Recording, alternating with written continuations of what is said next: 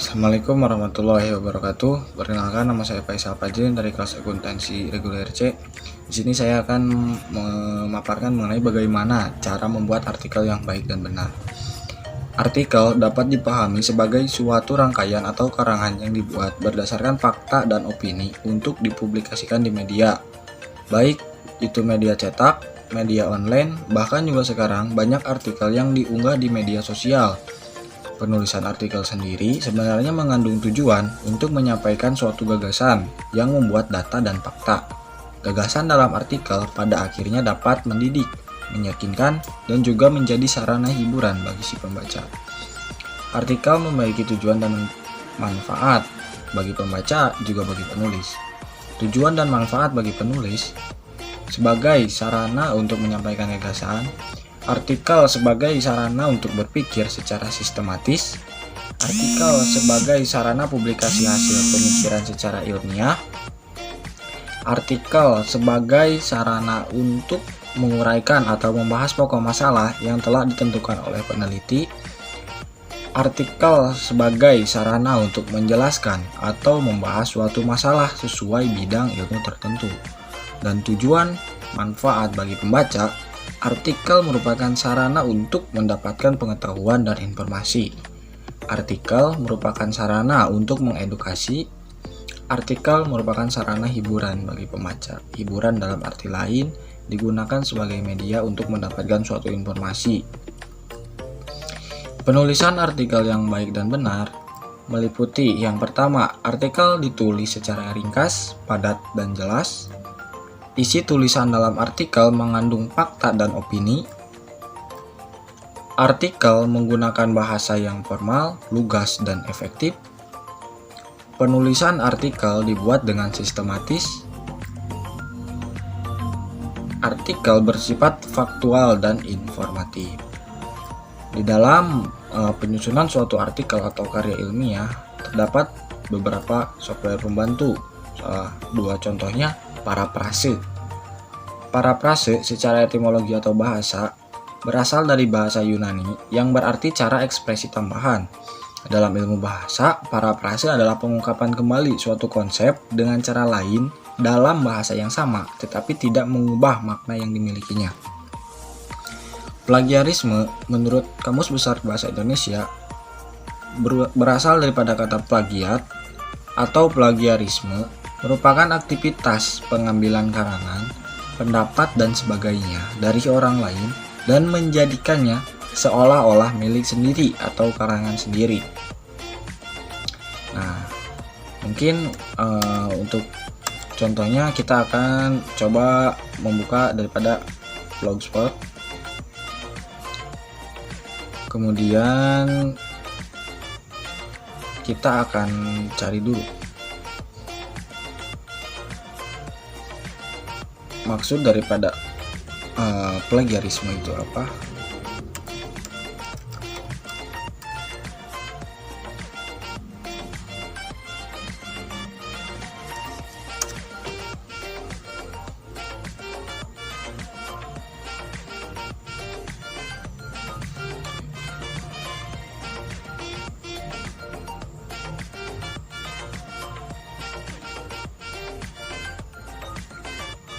Di sini saya telah membuat suatu artikel di blog pribadi saya, di mana mengangkat judul "Membumikan Ajaran Nasionalisme pada Generasi Muda".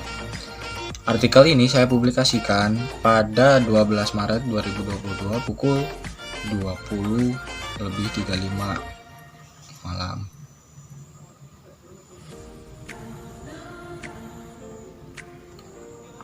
Nah, kita cek lagi.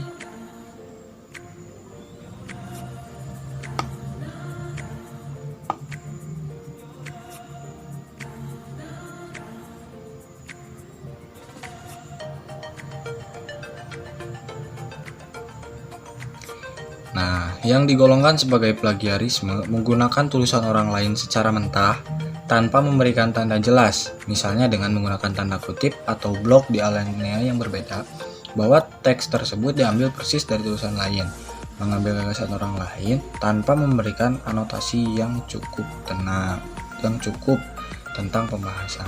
Jadi maksud daripada plagiarisme, kita memindahkan suatu kalimat dari artikel orang lain terhadap artikel yang sedang kita buat, namun di situ kita tidak membuat suatu rujukan dari mana kalimat tersebut kita ambil. Kalau misalkan kalimat yang kita masukkan ke dalam artikel kita itu kita rubah menurut pemahaman juga diruntutkan berdasarkan bahasa kita sendiri, itu tidak masalah. Tapi yang menjadi masalah itu ketika kita mengcopy daripada si tulisan orang lain atau karya orang lain dan dituangkan ke artikel yang sedang kita buat. Nah, sekarang kita akan coba cek.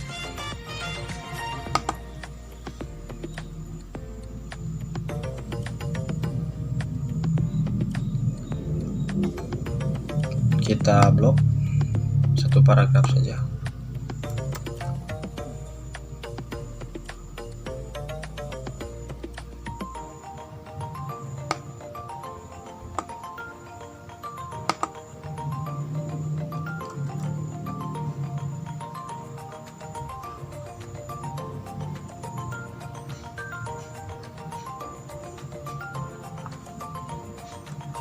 Periksa plagiarisme.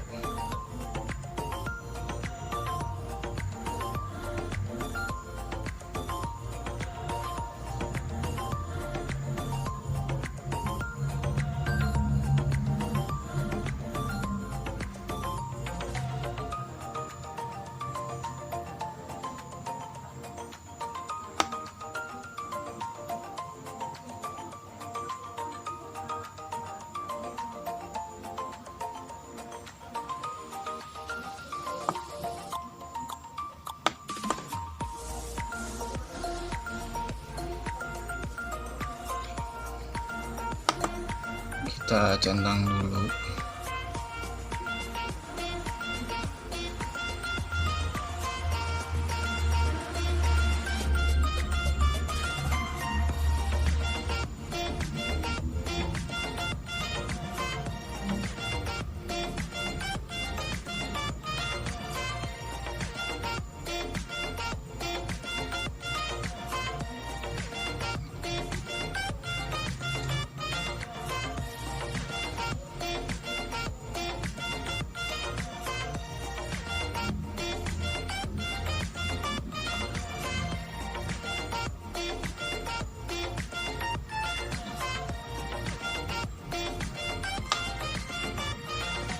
Oke, sembari kita menunggu, kita akan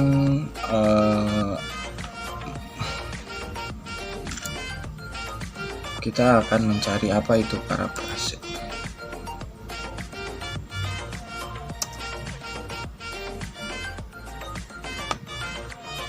Ini agak terkendala dengan jaringannya, kawan-kawan.